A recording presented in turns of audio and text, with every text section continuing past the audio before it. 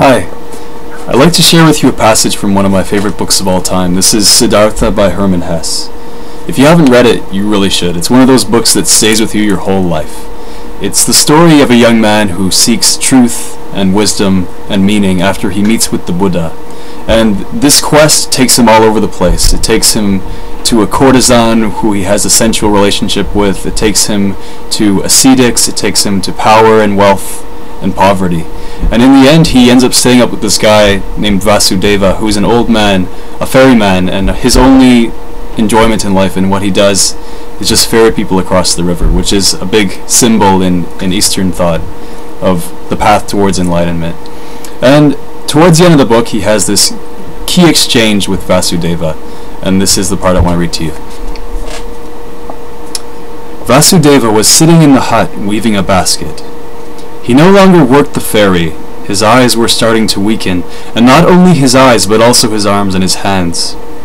Unaltered and blossoming were only the joy and the serene benevolence of his face. Siddhartha sat down with the old man. Slowly he began to speak. He now talked about things they had never spoken of before. About his trip to the town back then, about the burning wound, about his envy at the sight of happy fathers, about his knowledge of the folly of such feelings, about his futile struggle against them. He reported everything. He could say everything, even the most embarrassing things. Everything could be said, everything told, everything disclosed. He showed his wound and told about his flight today, about crossing the water, a childish fleer, willing to walk to town, and he told about the rivers laughing. As he spoke on, and Vasudeva listened with a silent face, Siddhartha felt Vasudeva's listening, felt it more intensely than ever before. He felt his own pains and anxieties flowing across to him, his secret hope flowing across and coming back. Revealing his wound to this listener was the same as bathing it in the river, until it grew cool and was one with the river. Still speaking, still admitting and confessing, Siddhartha felt more and more that this was no longer Vasudeva, no longer a human being listening to him, that this motionless listener was absorbing his confession like a tree absorbing rain. That this motionless man was the river itself, that he was God himself, that he was eternity itself. And while Siddhartha stopped thinking about himself and his wound, this knowledge of Vasudeva's altered being took possession of him, and the more he felt it and pierced it, the less peculiar it became. The more he realized that everything was right and natural, that Vasudeva had been like that for a long time. Nearly always, but that he, Siddhartha, had not fully recognized it, and that he himself was barely different from Vasudeva. He felt that he now saw old Vasudeva the way the populace sees the gods, and that this could not last. He began to say farewell to Vasudeva in his heart, and he kept speaking all the while. When Siddhartha was finished speaking, Vasudeva gazed at him with his friendly, somewhat weakened eyes, said nothing, silently radiated love and serenity toward him, understanding and knowledge. He took Siddhartha's hand, led him to the seat on the riverbank, sat down with him, smiled at the river. "You heard it laugh," said Vasudeva, "but you have not heard everything. Let us listen. You will hear more." They listened. The many-voiced song of the river resounded softly. Siddhartha stared into the water, and images appeared to him in the flow. His father appeared, lonely, mourning his son. He himself, Siddhartha, appeared, lonely, he too bound with the bonds of yearning for his faraway son. His son appeared, lonely, he too, the boy greedily charging along on the burning path of his young wishes. Each person focusing on his goal, each one obsessed with his goal, each one suffering. The river sang with a sorrowful voice, sang ardently, flowed ardently towards its goal, its voice lamenting. "Do you hear?" asked Vasudeva's mute gaze. Siddhartha nodded. "Hear better," whispered Vasudeva. Siddhartha strove to hear better. His father's image, his own image, his son's image, flowed in and out of one another.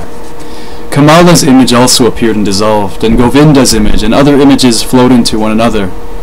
They all merged into the flow. They all flowed as a river toward the goal, ardent, desiring, suffering. And the river's voice was full of yearning, full of burning distress, full of insatiable longing. The river flowed toward the goal. Siddhartha saw it hastening. The river consisting of him and his near and dear and all the people he had ever seen. All the waves and the waters hastened, suffering towards goals, many goals, the waterfall, the lake, the rapids, the sea, and all goals were attained. And each goal was followed by another, and the water became vapor and rose to the sky, became rain and plunged down from the sky, became a source, became a brook, became a river, strove anew, flowed anew. But the ardent voice had changed.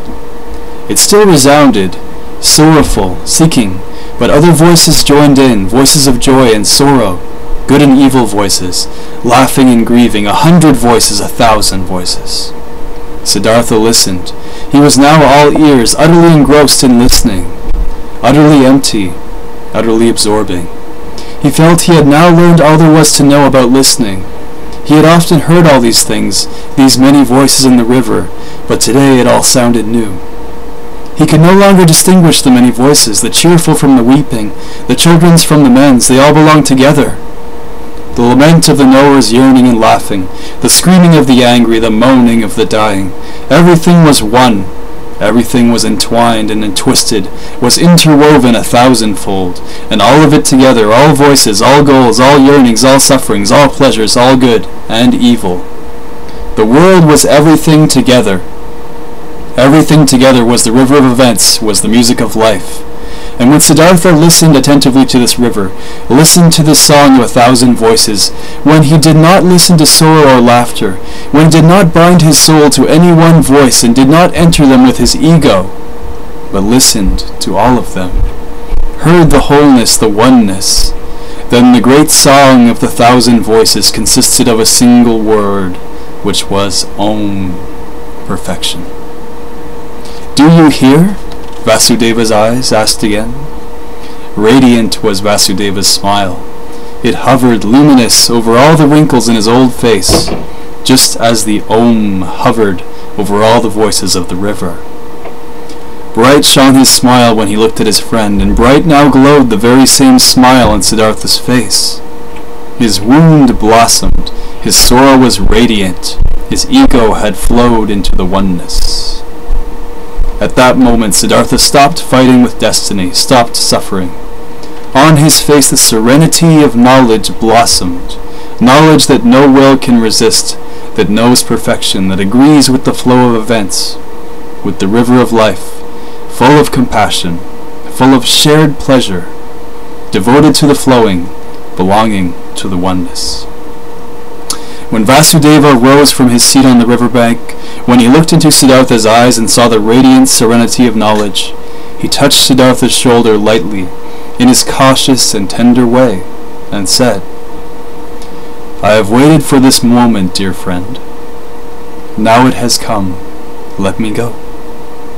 I have waited and waited for this moment. I was Vasudeva, the ferryman, for years and years. Now it is enough.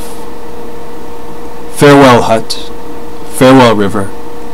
Farewell, Siddhartha. Siddhartha bowed low to the departing man. I knew it, he murmured. Will you go into the forest? I am going into the forest. I am going into the oneness, said Vasudeva, radiant. Radiant, he went away. Siddhartha gazed after him.